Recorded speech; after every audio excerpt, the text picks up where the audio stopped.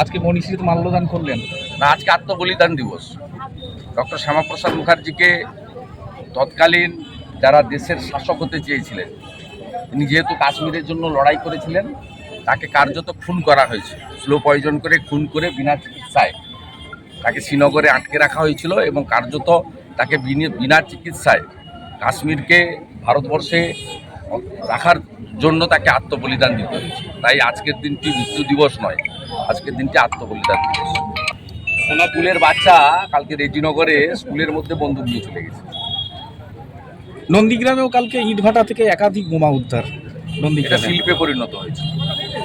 আমি অনেকবারই বলেছি, বুড়িমার চকলেট বোম পাওয়া যায় না, পিসির চকলেট বোম যেখানে খুঁজবে সেখানে। শতপ্রণোদিত মামলা নিয়ে নন্দীগ্রামে যে মামলাটা বিচারপতির যে নির্দেশ, পুলিশের যে শতপ্রণোদিত মামলা, একের পর এক মিথ্যে মামলার অভিযোগ এটা বিজেপি নন্দীগ্রামে। আমি মামলাকারী তো 47টা মামলা করেছি, 15 দিন। এখনো পর্যন্ত কিছু করা হচ্ছে, মামলা হয়েছে এখনো পর্যন্ত কিছু মামলা? আমি মামলা কেন করবো? 47টা মামলা পুলিশ করেছে, আমি কোর্টের হস্তক্ষেপ চেয়েছি। না, যাদের বিরুদ্ধে করেছে তারা কি করছেন? তারা কি না, অনেকে জেল কেটেছেন, অনেকে জামিন পেয়েছেন, এখনো 2জন জেলে আছে। ওনাতে তো দমাতে পারবে না। 1956 ভোটে পিসিকে হারিয়েছিলাম, এবারে 8,200 লিড হয়েছে। 26% মুসলমান ভোট আছে এবং 99% মুসলমান ভোট দিয়েছে তৃণমূলকে।